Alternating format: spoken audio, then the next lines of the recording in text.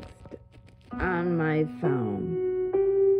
So now I'm going to have to read the YouTube and not the chat from the screen.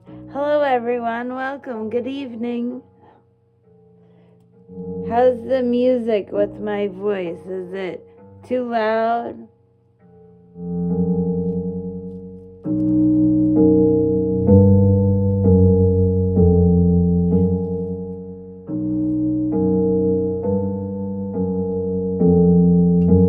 Is the music good? Hi Simon, how are you? Just warning you, Simon, some crazy stuff happened yesterday. So, who knows what could go on tonight?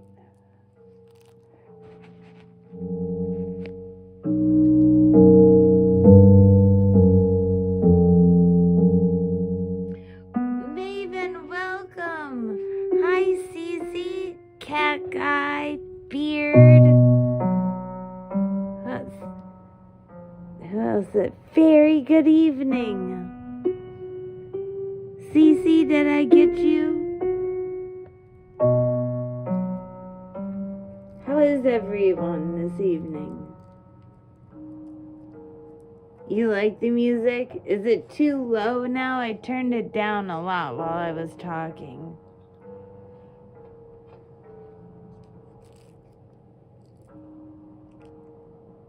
It's good? Okay. So, I came across, I was looking for, I don't know what, but I came across some dark fairy tales. Actually, that's what it was. Beard and I were looking up the history of SnowWhite, and we found a dark SnowWhite, and then I found a whole bunch of dark fairy tales. So, what I was thinking was we could play one once a night. But now that my chat is all fucked up, I won't be able to read it with you guys. Or read along in chat, because I have double text on my phone.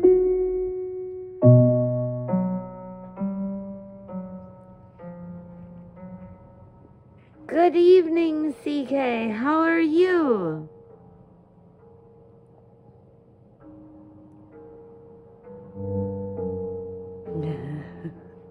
What's with we're in a dark forest right now.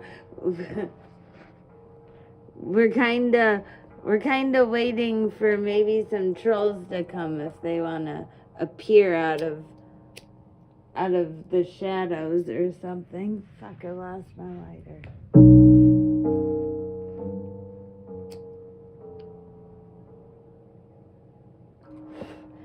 Oh, and you know what else I noticed?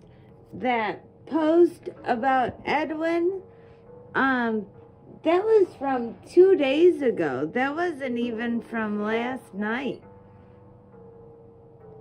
So that's fucked up. That's even more fucked up.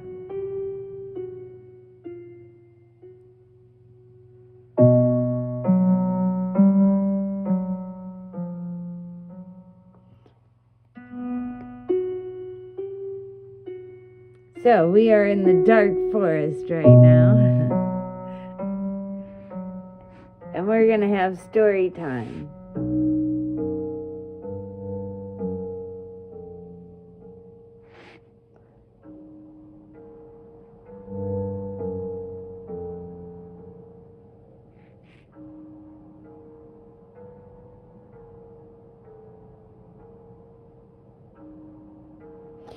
You basically live in the dark forest, Maven.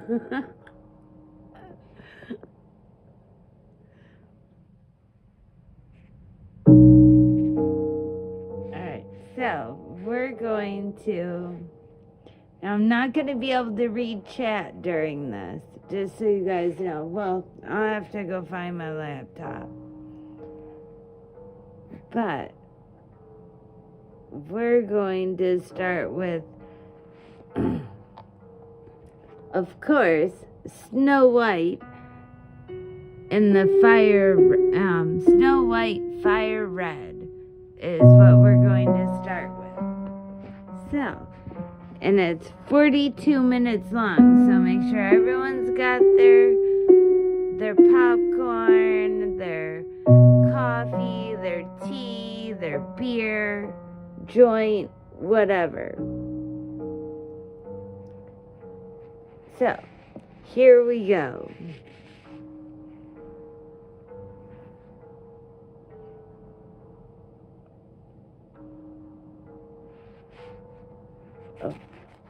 Of Snow White Fire Red features sexual situations, abuse, violence, murder, and death.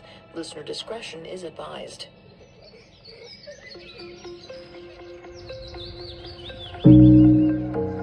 Prince Titone groaned. His bocce ball had landed near the old spring. His cousin Fernando cheered as he ran to fetch it. The game didn't seem fair. At 10, Fernando was 3 years older and a head taller than Titone. As Titone reached for the ball, the ground began to shake. His heart nearly stopped when he looked up. A hulking figure walked towards him, an ogress. She was at least 10 feet tall, with bones braided into her wild red hair. Rotting, pointed teeth poked out from her lips in all directions. When Fernando called out, Titone motioned for him to be quiet. He signaled frantically at the approaching ogress, but the older boy chuckled. That old hag won't do anything. If she lays so much as a finger on us, your mother would send a dozen soldiers to burn her alive. The young prince bit his lip. Fernando laughed again. Don't believe me? Hey, ugly, come here. The ogress ignored him. She pulled out a clay jug and knelt beside the spring to fill it. Titone's eyes went wide. Fernando incited him. Don't be a baby. Try it. Titone nodded. He squared his shoulders and took a deep breath. Hey, hag! Without a thought, he flung his ball at the creature. It hit the clay jar, cracking it in two. Fernando hid behind a tree, terrified, but Titone froze, his mind blank as the ogress turned to face him. Suddenly, she seemed at least 20 feet tall. She roared. I may not be able to hurt you, but I can curse you. The wind stirred as the ogress chanted, 1,000 women might vie for your bed, but every one will end up dead. Titone suddenly felt woozy. The ogress locked eyes with him. The only one woman you can wed is the maiden called Snow White Fire Red.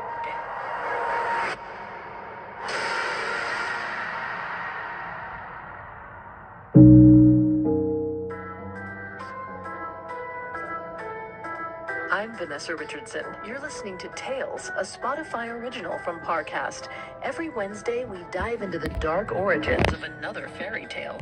You can find all episodes of Tales and all other Spotify originals from Parcast for free exclusively on Spotify. Tales are deadly. Coming up, Titone seeks the truth. This podcast is brought to you by Carvana.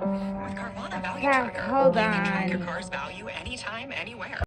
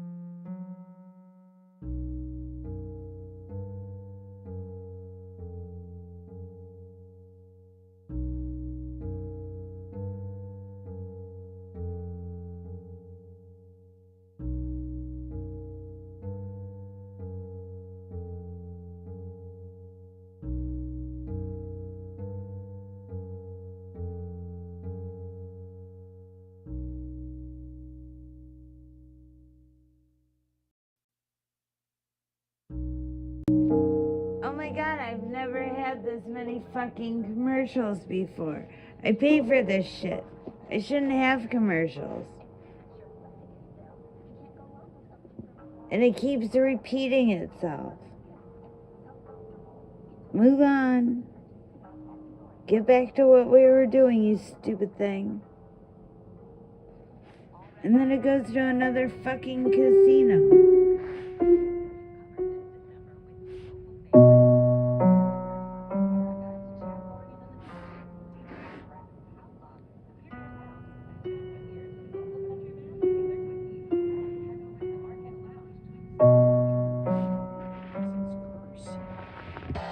Episode is See, what the fuck? Back to fucking commercials. Oh my god, it wasn't doing this last night. I tried this before I decided to go live. Of course, everything has to be fucked up. Unbelievable. See, now I'm giving the lurkers a reason to come down and talk shit.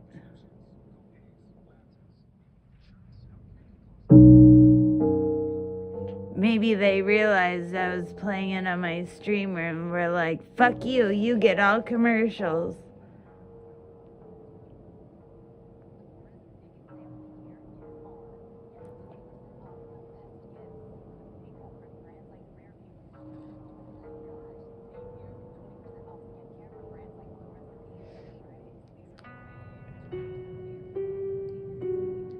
Really? You still have to listen to him on podcast? I didn't think there were this many, though. There's like 6 ads now. Oh, no. Talking about fucking art museum.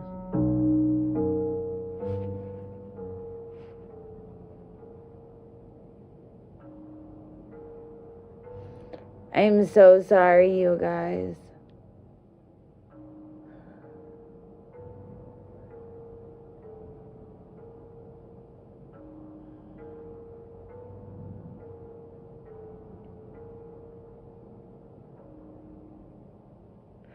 Oh no. No. Now they're talking about, how many ads are there?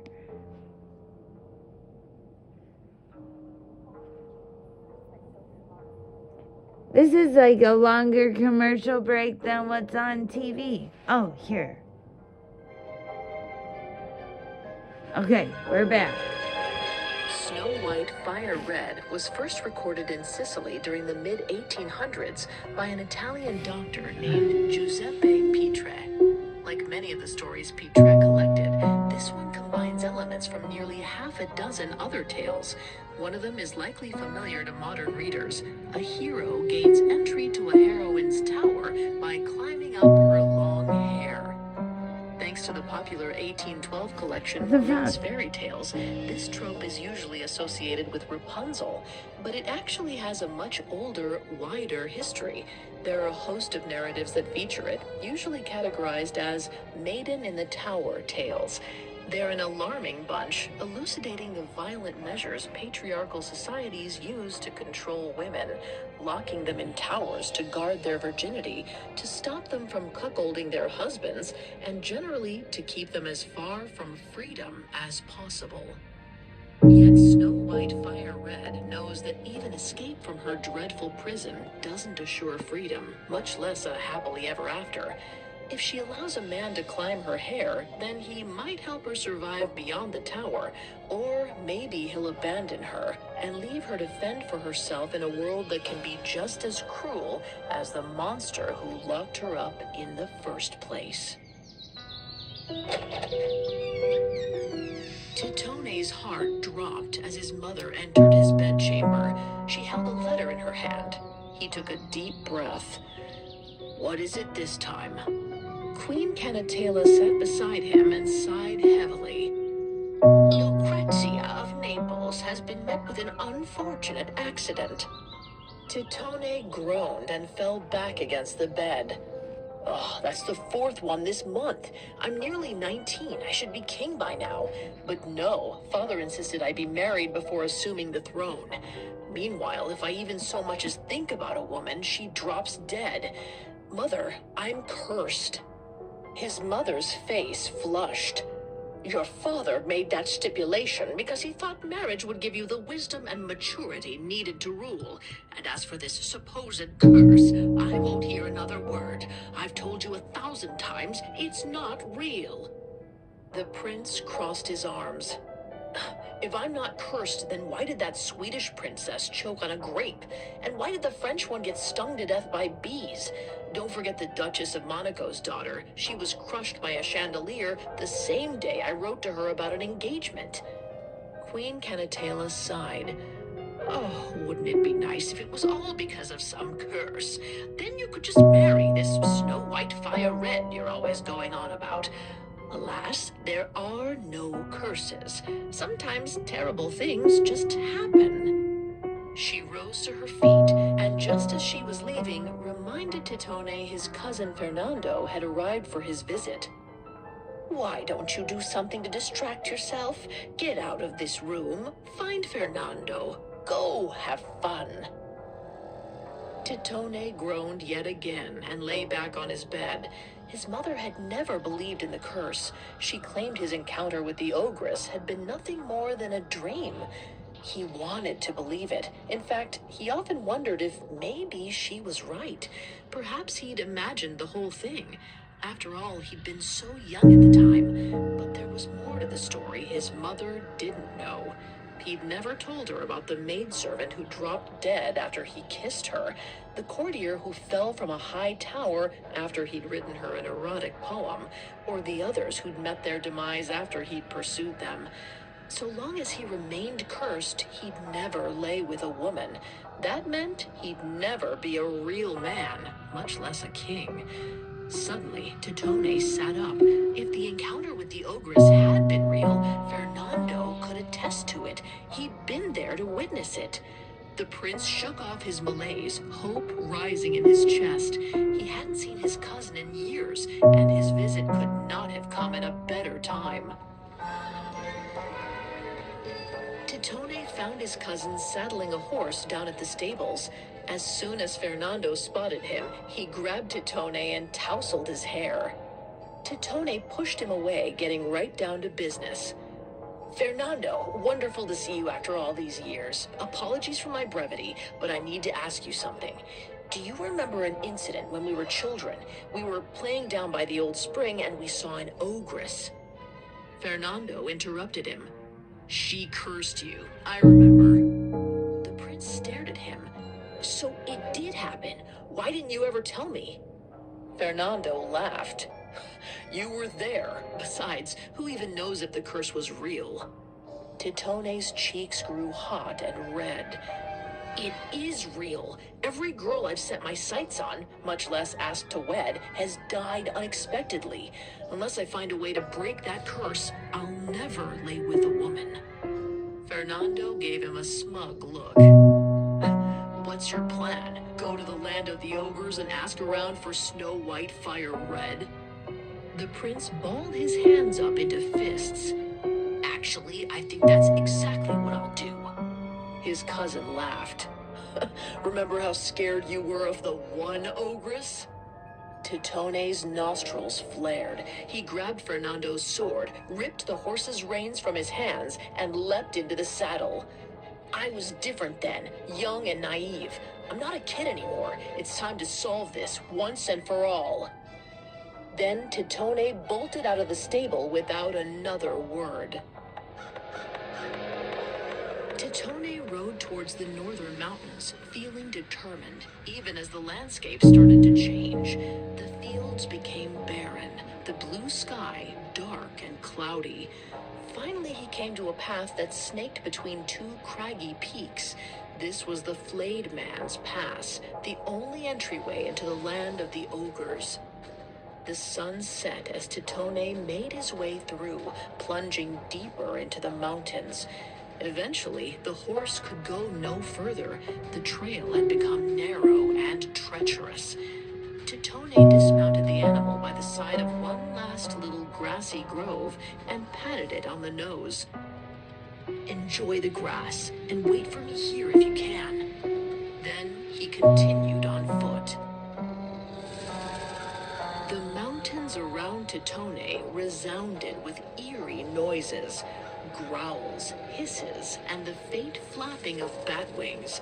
He was far beyond the reaches of his mother's soldiers now. There was no telling what would happen if an ogre found him. As Titone inched ahead, he couldn't shake the feeling that something was trailing him. He was climbing over a boulder when he finally heard it. Heavy thuds, like massive footsteps. Titone froze to listen, but the sound stopped immediately. He scrambled down from the rock and quickened his pace. The stomps started up again, this time faster. As the moon emerged from behind a cloud, Titone gripped his sword and turned to face his pursuer. But the path, illuminated by the pale moonlight, was empty. He almost released a sigh of relief before something sharp pressed into his back and a deep voice whispered in his ear, "I recognize you."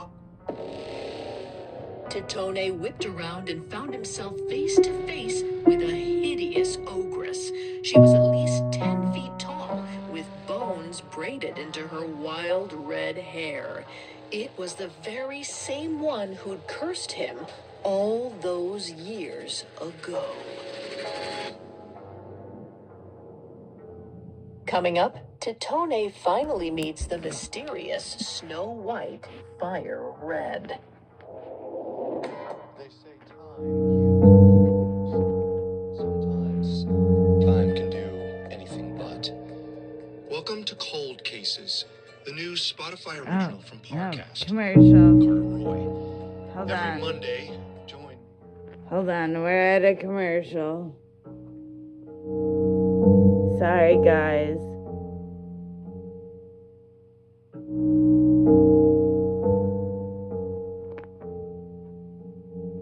Hopefully this will be a quick one.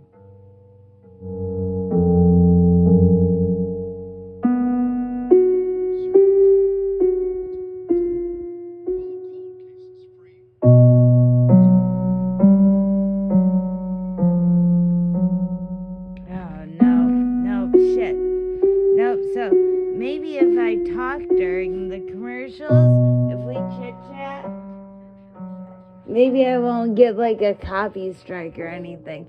I have no idea if I'm going to get in trouble for doing this. I just kind of do things, and if I get in trouble, well, you ask for forgiveness, right?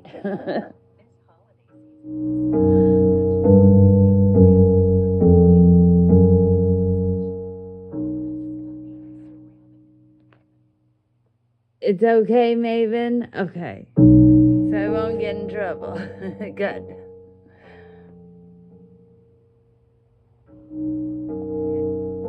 Just these stupid commercials. Oh, no. Yep, here we go. Back to the story. Titone shrieked as the ogress seized a handful of his hair and lifted him up with force. He writhed in pain while the ogress laughed cruelly. "Ha ha ha! What a surprise! I thought I was hunting an ordinary human, but it turns out it's an old friend." The ogress leaned in until she was just inches from his face. Her breath was like the smoke from a burning corpse. "You being here can only mean one thing. You're looking for SnowWhite Fire Red." Titone's heart pounded. He needed to distract her while he reached for his sword. He blurted out the first thing that came to mind. "Yes, and where may I find her?"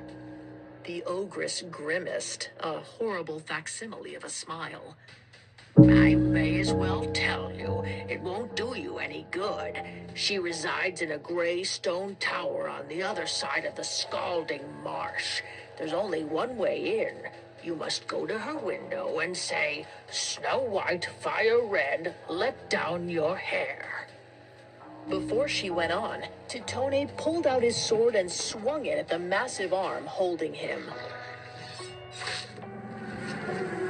The ogress roared as Titone lodged his weapon into the bone of her forearm. She flung him to the ground. He landed on his back with a hard thud a few feet away, pulling a dagger from his belt just as she lunged towards him. She landed on top of him, knocking the wind out of his chest, but Titone managed to position his blade right at her neck. Gasping, he demanded, "Tell me the truth. Does she really exist? And is there something wrong with the girl? Is she a hideous monster?" The ogress gave a grim chuckle. "That's all you care about? Well, good news. She's a beautiful woman, but it doesn't matter. She'll never marry you or give you her virtue.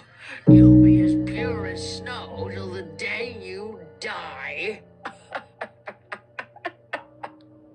Then she started laughing again merrily, apparently delighted by his predicament, which meant she wasn't watching him, or his knife still at her throat.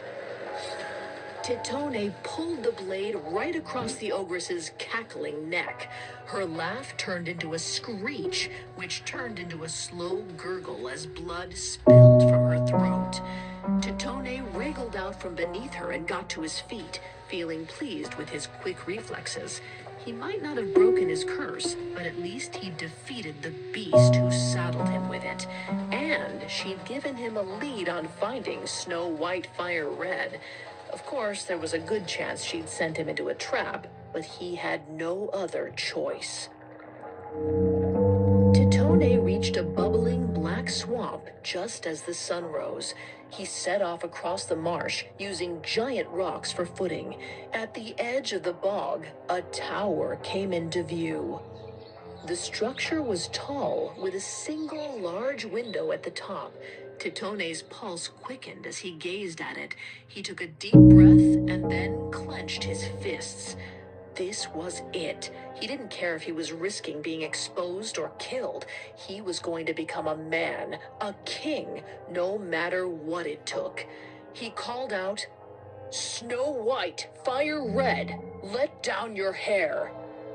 After a moment, a long red rope came tumbling down from the tower. Titone examined the strands with disgust. The rope was literally made of human hair. He'd hoped that was some kind of a metaphor, but he suppressed his gag and began climbing. Titone's heart beat faster and faster the further up he got. By the time he reached the window, he felt like it was going to burst out of his chest. He'd wanted to keep his hand on his sword, but it was impossible to do while climbing, so he tumbled into the tower unarmed. As he righted himself, a voice called out, "Mama Draga, is that?" A girl stepped into view, but her voice cut off when she saw Titone. He was quick to note the ogress hadn't lied. The girl was beautiful. She was tall and shapely, with skin so pale it was almost translucent. Her hair was a bright shock of red that grew into a rope as thick as his thigh. Snow White, Fire Red. That explained the name. He wanted to say something, to compliment her, but before he could get a word out, the girl had pulled a sword off the wall and put it to his throat. Titone stammered, "Don't hurt me. I meant to have you." She gave him an incredulous glare. "Have me?" Titone asked if they could talk without the sword, but it only made the girl press her blade harder against his neck. "I'll put it down after you explain yourself." Titone swallowed dryly, doing his best to gather himself, despite this unexpected reception. "An ogress cursed me many years ago. She said that any woman who wasn't Snow White, Fire Red would die before I could marry her. If you're Snow White, Fire Red, I'm meant to have you as my wife." The girl paused for a moment, then asked him what the ogress looked like. As Titone started to describe the creature, the girl let out a sharp gasp. My Aunt Bruda, of course. She hates my mother. If you seduce me and break me out of here, she wins, and she also hates humans. So if you end up dead, she also wins. Titone's head spun, but a horrifying thought broke through the confusion. He gaped at her. Wait, what do you mean, your aunt? SnowWhite set down her sword and glanced around nervously. Keep your voice down. My mother could be home any minute. He shook his head. I don't understand. Are you an ogre? She peeked out the window, then explained, No, but I was raised by one. Mama Draga took me in when I was a child. My parents were wizards, so she thought I might have some magical abilities. I don't. As for her, all she can do is curse people like the rest of the ogres and collect magical items to supplement her powers. She's a nasty creature. Titone frowned. Why don't you run away? She shrugged. Even if I could get out, I'd have nothing. No money, no family. I'd die out there all alone. Titone approached her, excitement blossoming in his chest. What if you don't have to be alone? Come with me. If you marry me, you can be a queen, and I'll finally get to be a king. She stared at him incredulously. Did you come all the way here without considering I might not want to marry you? Titone blushed. The truth was, he hadn't. He gestured towards the window, indicating the stinking marsh beyond. Well, don't you want to get out of here? She raised her eyebrows. Why would I be safer with you? Titone took a moment and looked around the room. It was a large, airy space filled with bookshelves and trinkets. It seemed comfortable, but it was nevertheless a prison. Still, how could he prove that he was offering anything different? Before he could reply, a voice called out from outside. SnowWhite's eyes went wide. Quick, hide! She opened a closet door and shoved him inside. Titone watched through the keyhole as SnowWhite threw her long braid out the window. She winced in pain as someone used it to climb up. Moments later, an ogress climbed over the ledge into the room. She looked much like the one Titone had just killed, only she was a few feet taller, and her hair was a repulsive shade of green. She grasped her daughter by the chin. Who are you speaking to? SnowWhite shook her head. Who would I speak with up here? Mama Draga gave the girl a sharp slap that sent her reeling to the ground. Don't talk back to me. I know there was someone up here, probably a boy. I know what girls are like, lusting after men. If it weren't for me, you'd be walking the streets selling your body for pennies. Titone couldn't believe the ogress addressed the girl with such little compassion. He watched as tears formed in SnowWhite's eyes. She spoke up. Why must you talk like that? What have I done to deserve it? Rage flared in the ogress's face. She seized SnowWhite by the hair and dragged her over to the mirror. Do you see what you are? You are a vain, venal, lustful creature. If I don't protect your virtue, then you won't have any worth at all. The ogress then slammed the girl's head into the mirror, sending hundreds of shards onto the floor. Titone swallowed dryly. He was doing everything in his power to hold himself back. No wonder SnowWhite didn't want to come with him. If she'd been treated like this her whole life, how could she ever trust anyone? Especially someone who thought he could take what he wanted without considering her feelings. Mama Draga turned towards the window. For a moment, SnowWhite just stood there. Her face was filled with rage and hurt. But when she addressed the ogress, her voice was sweet like honey. You're right, Mama Draga. Maybe if you spent a little time with me, I could change, but you're never around. Please, stay a while. We can talk, drink a little wine. Mama Draga's eyes narrowed, and Snow White hastily added, You could. Of course, I wouldn't have any. The ogress paused.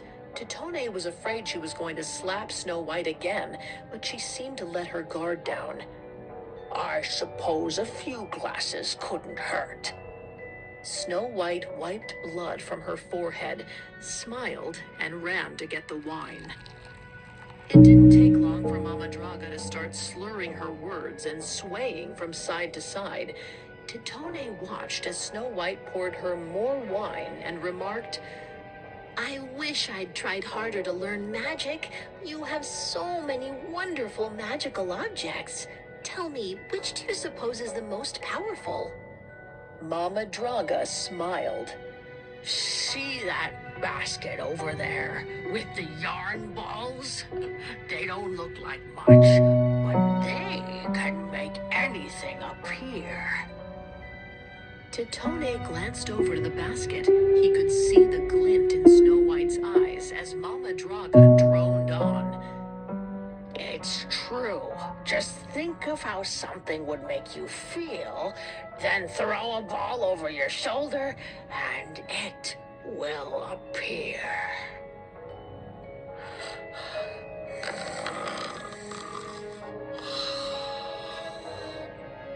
Seconds later, Mama Draga slumped over in her chair, snoring. Snow White rushed to the closet and waved at Titone. He hurried out and inched toward the ogress, drawing his blade. But Snow White shook her head. Stop. She's horrible, but she's my mother. Let's just go, quickly. I'm coming with you, but I won't marry you. I don't owe you anything. Do you understand? Titone's face flushed with shame. He wanted to say that she was right and apologize for his assumptions, but all he could do was nod. In response, Snow White squared her shoulders. Good, let's get out of here. Titone ran over to the window while Snow White grabbed some yarn balls from the basket. He helped her tie the end of her hair to the frame so she too could climb down the tower. As soon as she threw her braid over the ledge, he stepped over and began to climb down. He had just reached the ground when a bone-chilling voice boomed from inside the tower. And just where do you think you're going? The ogress was awake, and Snow White was still in the tower. Coming up, Snow White's escape doesn't go as planned. So, you want to be a marketer? Okay, fine. It's a lot of sweat. But with house. Alright, we're back.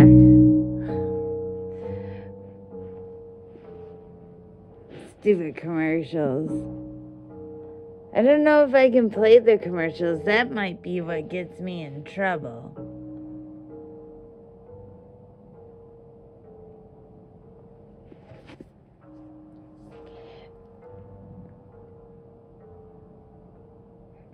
I forgot that the music was on. How's the music sound with the story?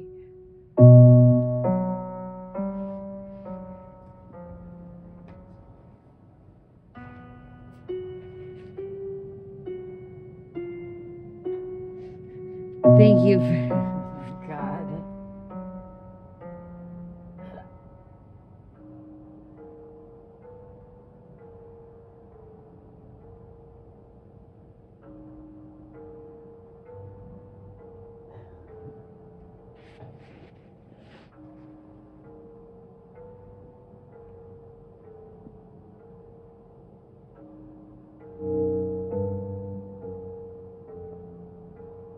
Oh, you like it? Oh, perfect. Oh, cool.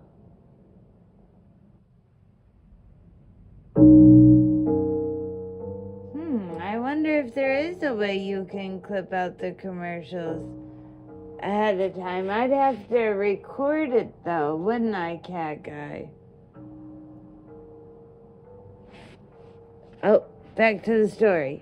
Oh, hold on. Shoot. White barely dodged the ogress's grasp. She hurled herself over the windowsill and Hold on, began let me White go says, back "Do a you little bit." think you're going?"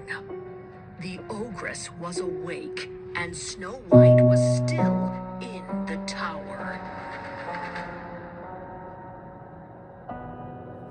Coming up, Snow White's escape doesn't go as planned. This Oh, podcast is brought to you by more Carvana. goddamn commercials? It said back to the story. Alright, now I have to pay attention. I can't be fucking around or we're gonna miss the beginning of it again.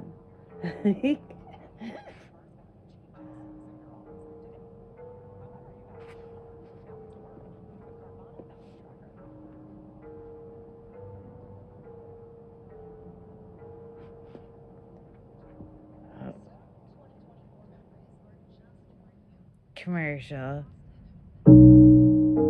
Hope everyone has their Christmas presents all picked out.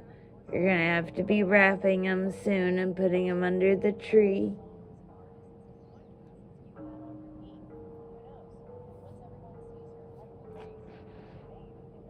Gift cards are really good for teenagers because then they can go buy whatever the fuck they want. Just saying.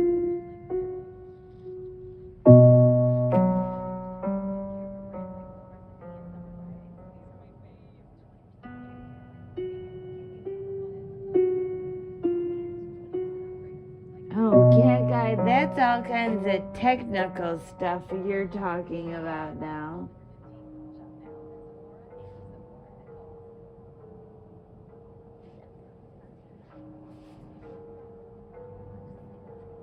So, are you gonna download the next podcast for me and clip out all the commercials? I'm gonna start putting you to work like I put Beard to work. Even though Beard doesn't do anything. We just laugh about it. Alright, back to the story. Snow White barely dodged the ogress's grasp. She hurled herself over the windowsill and began climbing down quickly, panic rising in her chest. Mama Draga had come to her senses just as she'd been getting ready to escape. The sight had sent the ogress into a furious frenzy. When Snow White reached the ground, she pulled out a knife and began hacking through her braid. As the last hairs broke, Snow White ran off after Prince Titone. Meanwhile, Mama Draga reached the bottom of the tower. Through the gasps of his sprint, Titone cried back to her, "The yarn balls! Throw one!" Snow White grabbed one of the balls. Her mother said that she needed to picture how something would make her feel and it would appear. She closed her eyes and tried to visualize the relief of a 1,000-foot wall between her and the ogress. She tossed the ball back.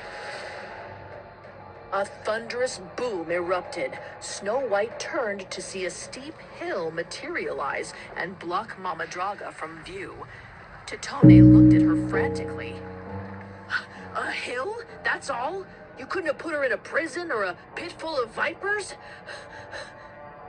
Snow White ran her hands through her newly short hair. "I've never done any magic before." Titone's demeanor softened. "Well, if she reaches us again, we'll be ready." After getting across the marsh, the pair slowed their pace. Snow White felt a surge of emotions as she surveyed the lush green hill. As she gazed into the foliage, something swooped down and landed on a nearby branch. She pulled on the prince's sleeve and pointed at it in wordless wonder. Titone smiled. "That's a bird. Have you never seen a bird before?" She shook her head and took a step towards the tree. "Not up close like this. They always stayed away from the tower." She reached out and the bird allowed her to touch its feathers. Suddenly, all the risks seemed worth it, just for that one moment. They continued on along the flat gray plain, but it wasn't long before the sound of heavy footsteps followed them again. Mama Draga was closing in. Without hesitation, Snow White picked up another ball of yarn. She closed her eyes and tried to feel the relief of freedom. She tossed the ball back. When she opened her eyes, a river appeared beneath Mama Draga's feet. The ogress struggled to stay afloat. It didn't help her efforts that the surface of the water seethed with snakes and vipers. The ogress screamed as the creatures swarmed her, biting her arms and snapping at her face. Snow White stood transfixed, but Titone pulled her away, urging her to keep going. They'd only run a few yards before Mama Draga emerged from the river. Snow White turned in time to see the ogress wince. She pulled a snake from her arm, a seething look of hatred in her eyes. Snow White knew she had to focus now. She pulled yet another ball of yarn from her dirndl pocket, determined to try again, and to get it right. Snow White looked at the bleeding, stumbling ogress. She inhaled, closed her eyes, and let all the pain and grief of the last 18 years wash over her. Pain and grief caused by Draga. Only then did she toss the ball. Jagged blades surfaced on the land beneath the ogress's feet. Two glittering black knives shot up through Mama Draga's arms. Though she wailed in pain, the ogress was able to wrench her limbs free and keep going. Snow White and Titone watched as the ogress crawled across the plain. Blades sliced through her skin with every step. Snow White's heart ached. But as the blood flowed, she knew this was the only way. Mama Draga would rather she die than have her freedom, and she wouldn't stop till she got her way. So Mama Draga had to die instead. Mama Draga did not stop until her flesh had been sliced to ribbons. She took one final step and then collapsed, crying out, "I curse you, Snow White! The moment that boy returns home, a kiss from his mother shall make him forget you. Your attempt to escape will have been worthless." There was another clap of thunder. Then Mama Draga closed her eyes for good. The ogress's words haunted them throughout their journey. Snow White couldn't help but wonder what would happen if Titone really did forget her. She'd have no place to go. Mama Draga had always done everything for her. With her gone, how would she survive? It was Titone who broke the unbearable silence. "When we get back to my kingdom, I'm gonna make sure you're taken care of. I promise. Don't worry, I won't let my mother get near me." Snow White looked at him for a moment. Maybe he just wanted to win her over, or maybe he'd truly started to care for her. Either way, she had to continue on with him. There was no turning back now. When they reached the mountain pass, Snow White and Titone were surprised to find the prince's horse still waiting where he'd left it. They rode the rest of the way until they reached a land of astonishing beauty. Snow White had never seen anything like it. There were birds and flowers everywhere, life everywhere. And then there was the palace. The great white stone edifice materialized like an apparition. It was enormous and imposing, impossibly different from the ogress's tower. When they reached the front gates, Titone turned to Snow White. "I'll go in first to talk to my mother. It'll only be a few minutes." Snow White picked nervously at her nails. She was suddenly feeling very out of place. She hated the idea of being left alone. Her gut churned as she watched Titone disappear into the castle. 5 minutes passed, then 10, then 30. After an hour, Snow White couldn't take it anymore. Full of dread, she strode up to the guards at the inner gate. They crossed their spears in front of her. One asked, Where do you think you're going? Snow White tried to keep the tremor from her voice. I'm going to see Prince Titone. He promised to help me. I don't have any money or a place to stay. The guard smirked. He promises to help lots of girls. Snow White shook her head. You don't understand. Please, let me in. The guard brought his spear up to her throat ruthlessly. A voice called out from behind him. Who is it? The guard stood a little straighter and replied, Just a peasant, Your Majesty. Snow White cried out, It's me! Don't you remember the promise you made me? Everyone fell silent as Titone stepped out from between the guards. He looked her in the eyes and declared, How could I have promised you anything when I don't know you at all? The guards grabbed Snow White by the arms and dragged her away from the entrance. She struggled while Titone just stood there, watching them take her away. The men dumped her by some nearby bushes. Snow White began to cry, feeling hopeless.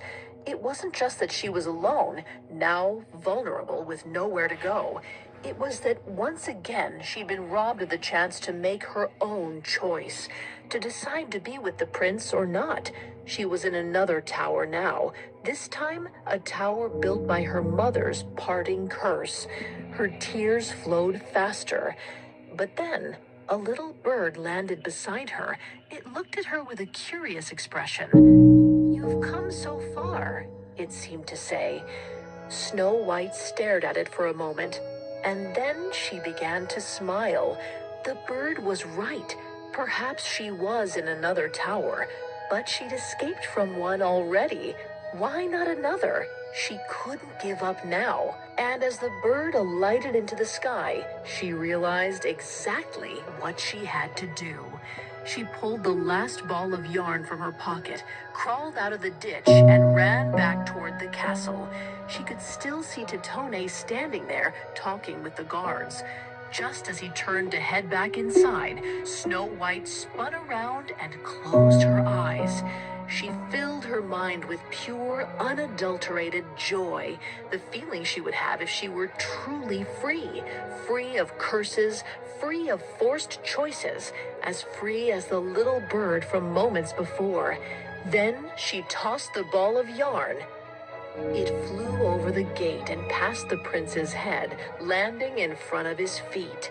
He stopped in his tracks and turned around.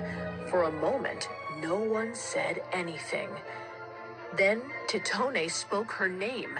Tears filled his eyes as he ran to the gate and flung it open. I'm sorry. I told her not to kiss me, but she did it anyway. Snow White felt her heart soar. It worked. She embraced him, tears streaming down her cheeks. Titone didn't waste a second.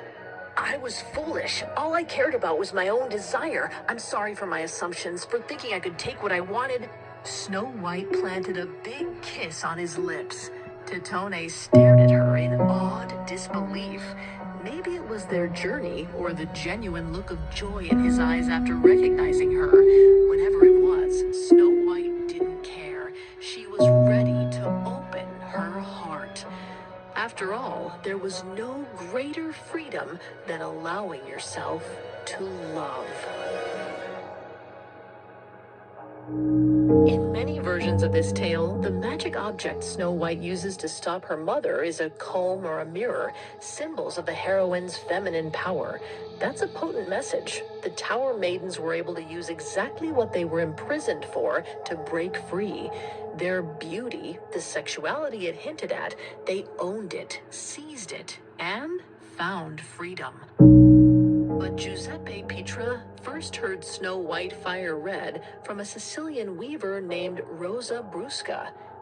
And Rosa's most significant change to the story was switching out the mirror for balls of yarn, because for Brusca, as a weaver, the most powerful magic she could imagine lay in the tools of her craft. Yarn was how she earned her living, how she may have escaped her own prisons of poverty or dependence. By infusing her fairy tale with that reality, Ruska gets at the truly layered value of fairy tales. They don't just tell the stories of royalty, they also narrate the lives of the ordinary people who kept them alive. Whether a woman found freedom by claiming her beauty and her sexuality as her own, or by finding dignity and independence in her craft, the message is the same powerful, vibrant, hopeful one.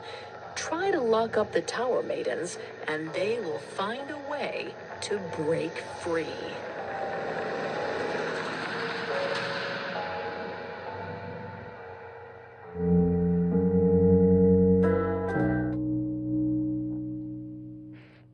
Well, so what do you guys think?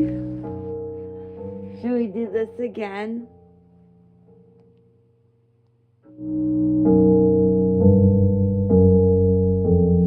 There's a whole bunch of episodes and different stories and different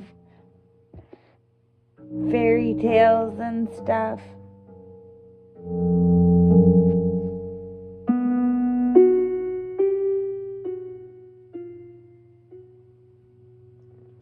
Yes. So we think it's a good thing? Fun. Okay. Well, should we do it like once a week? Cat Guy said if we do it once a week, he'll see if he can take the commercials out. And then once he figures it out, maybe he can teach me how to do it. And then I can do it. And maybe we can do it more than once a week.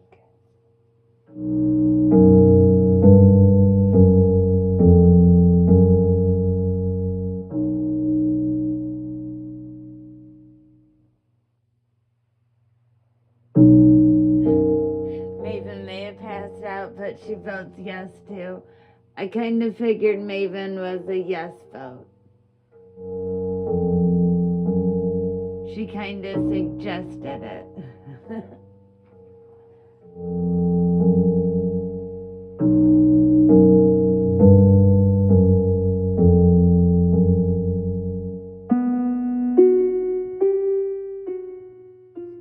Okay, so we'll do. So what night?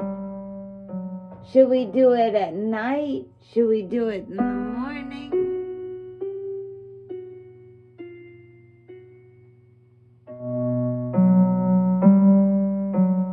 I kind of think at night, but I don't know. Simon, how did you like it this morning? Well, you're voting yes, so I guess it works in the morning too. Night. So night it is.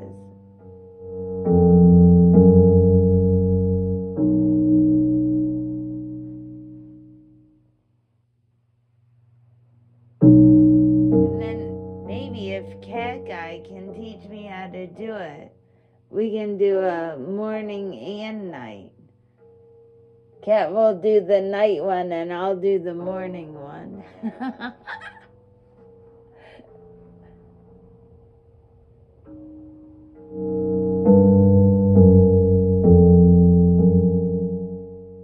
Coffee now, yay! It's kind of talking about the coffee is kind of making me want to go make some coffee.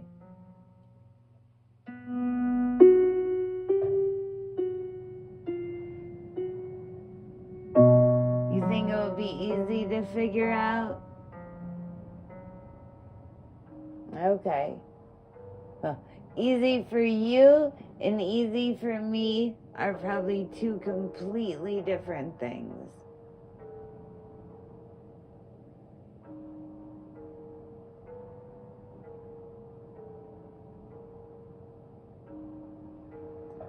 Have an espresso? If I had an espresso machine, I would definitely make a latte right now.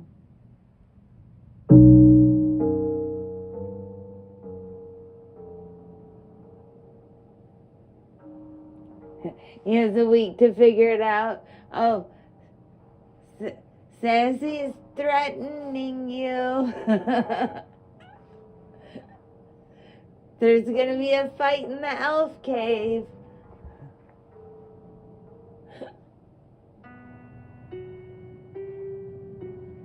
Oh, you're so welcome, Simon.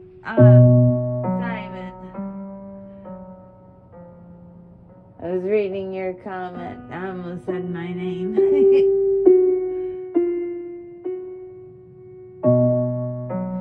Like peace. Wait, no, Simon, not me, you.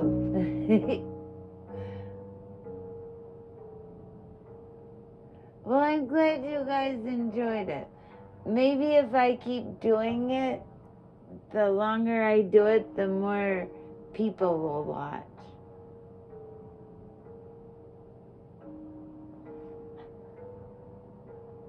I do kind of find it funny that they only came in here last night and they posted that bullshit about Edwin 2 days ago, and then it took them 2 days to come into my chat.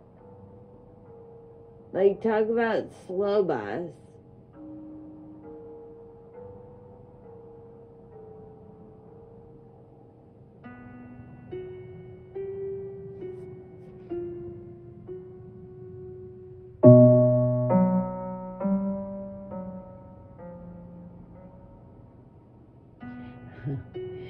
You bought more coffee, cat guy? You don't dare to drink any this late at night? I can drink coffee any time of day. Doesn't matter. And I can go right to sleep.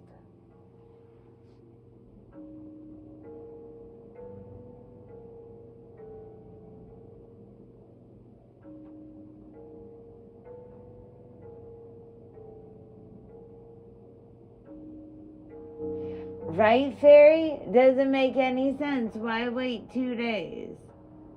Why wait 2 days? And then why come in here with some Von alts? That doesn't make any sense either. I mean, if you're gonna... Oh my God. They make no sense.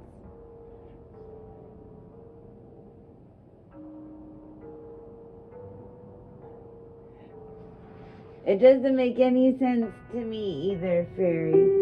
Because, so they posted about Edwin 2 days ago. They came in here last night, and all they talked about was Vaughn, when they were really interested in Edwin. Was the only reason they didn't say anything was because he wasn't here?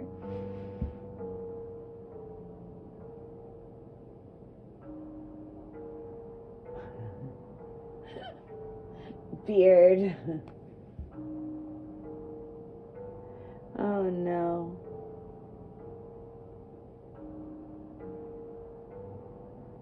What are you saying? If you had any little people of your own, they would be like them? That's not good, Beard. You're a good guy. They wouldn't be anything like them. I don't think your genes would pass on bad genes.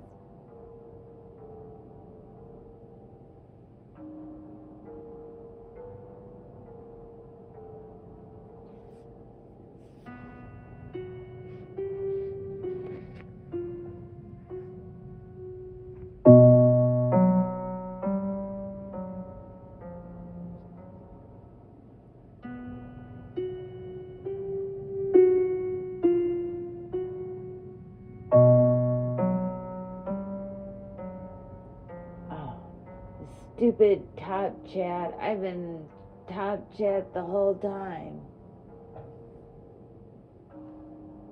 I hope I didn't miss anybody's talking, commenting. Well, so, story time.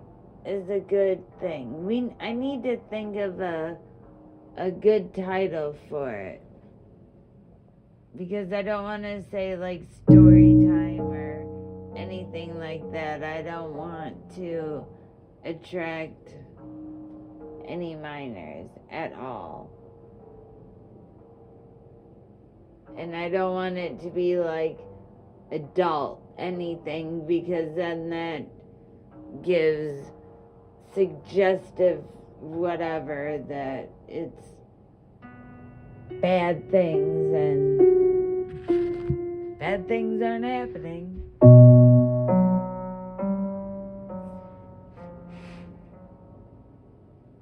So I gotta think of a good title for it. And if you're just joining us, if you could please hit the thumbs up, that would be super cool.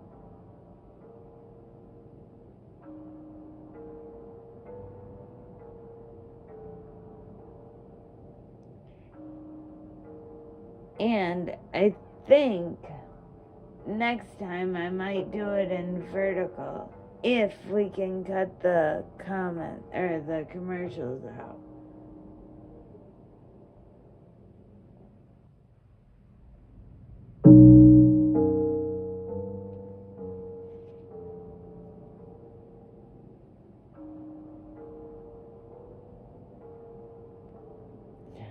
Dark SnowWhite. Oh my God.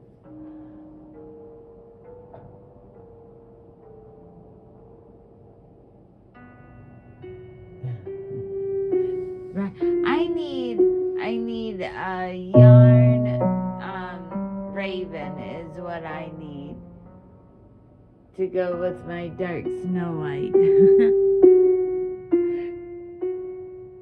Or wood raven to go with my wood turtle.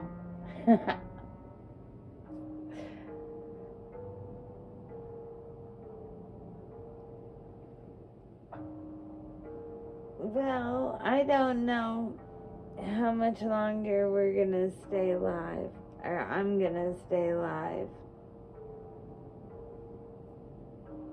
because I want to get up early tomorrow so we can watch the birds. And if I get up early and get coffee made and everything done, then I can hang out and chill with you guys for a little bit.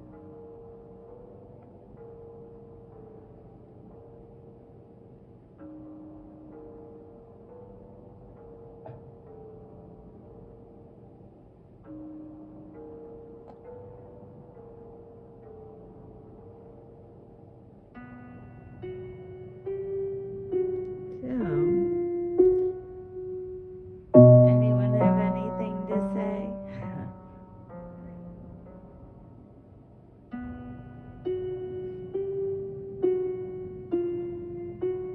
Oh, you deep cleaned your house? Yeah, we can't have another late night again.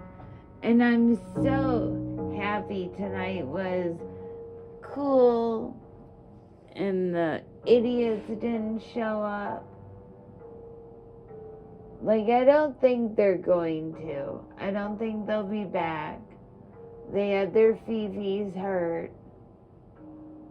And they came over, and I probably got their fifis hurt when I said something in Becky's chat or KT's chat. But I don't give a fuck. I'm gonna say what I want to say wherever I want to say it. And if your fifis get hurt, well, that's on you. Maybe you're doing something wrong.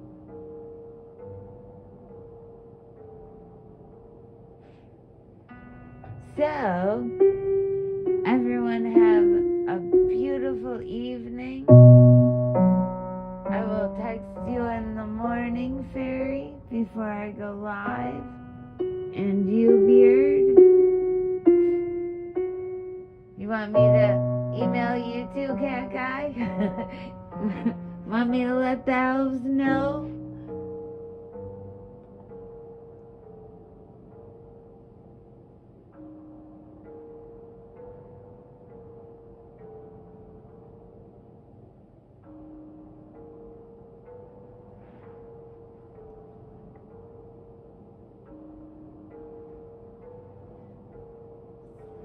Alright, well,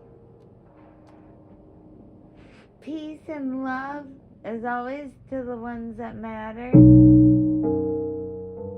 And this was a lot of fun, and we will do it again. Just gotta work out all the kinks. And I will email you, Cat Guy, in the morning. And I'll message you, Fairy. And I'll message you, Weird. And everyone have a wonderful night. Be kind. It's free. Don't lie. Be honest. Real people find the real truth. See y'all next time.